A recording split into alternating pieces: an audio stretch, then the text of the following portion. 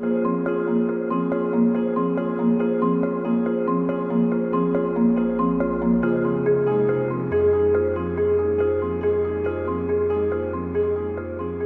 so personal in terms of deciding what movie or television show you're going to work on. If you're lucky enough to have options and have choices, um, for me, it's always trying to identify something in an idea that that I'm excited about. That it's not an intellectual thing. It's just an emotional thing.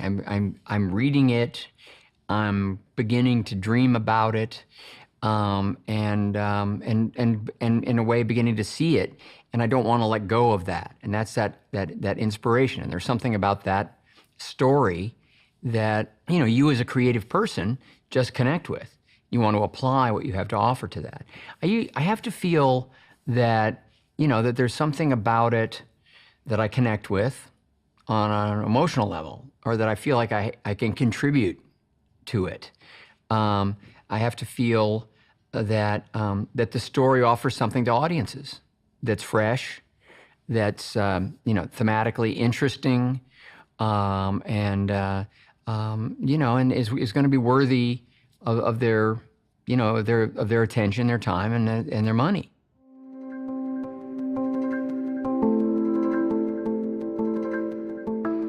I think that freshness is very important when you're evaluating your idea, because the execution can be, outstanding on a character level, but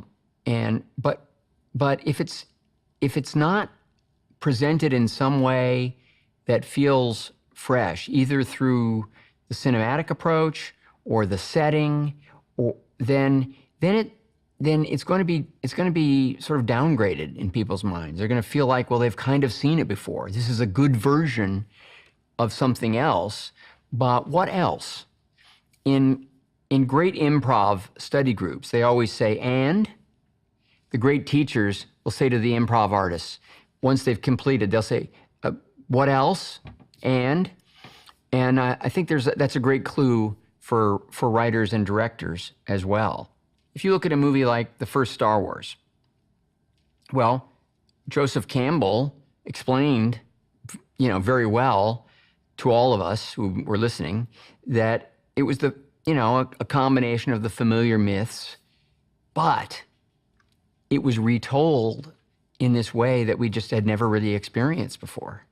And it was so exciting. It made those old myths, those old ideas, land in a powerful way, but we were ready to receive them because it was directed in such a brilliant, remarkable, fresh way.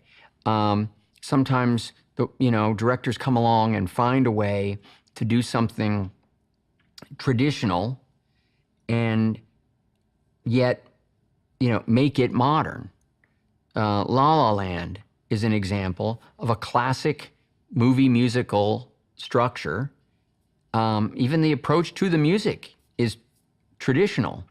And yet, the way it's shot, the setting, the characters, the way they talk to each other, it feels entirely modern. Well, that's a great combination that makes it feel like a very satisfying experience because, there are those classic themes, those ideas that we do appreciate. We just don't want them presented to us in that same old way. And so that's where storytelling is almost always a combination of something old and something new. And it's the something new that gives it the contemporary relevance that makes it immediate and meaningful to those of us today living in this moment. That's what's so amazing about Shakespeare's writing is directors find ways of continuing to restage it and reshape it, and the psychology is so solid that what the characters go through still lands for audience members today. But the best versions are the ones that are able to find a way, either through performance or presentation or rhythm, to feel like you hadn't seen it before. You don't quite know what's going to happen next.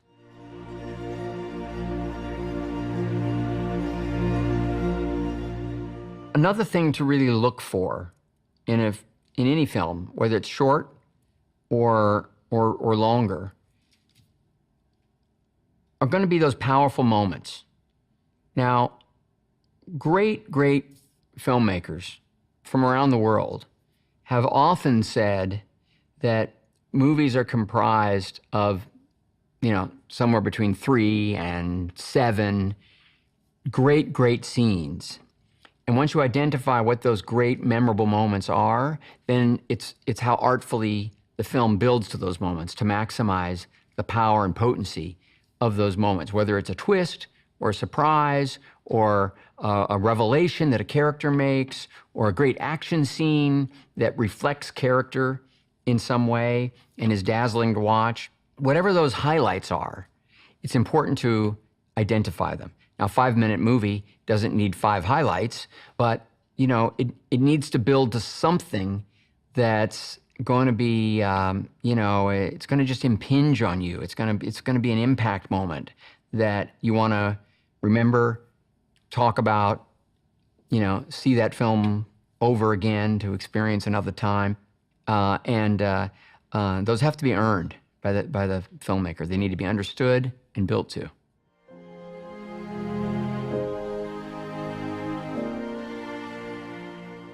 We're all storytellers.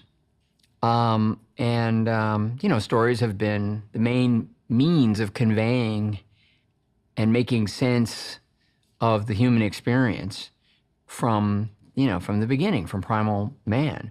We all do it. We all understand stories. It makes us believe we can all direct. And we probably all can. The next big step beyond loving a story, believing you understand it, and being excited about it, that inspiration, then comes execution. And this is where understanding why stories work, why certain themes resonate, the way styles of storytelling can shift and impact an audience at a particular moment.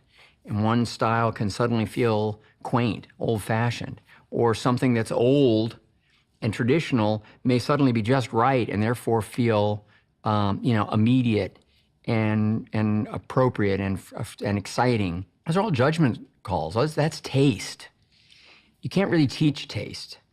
We all have our own instincts, and I think what we have to do is hone that and trust it and back up that instinct and that taste with something called craft.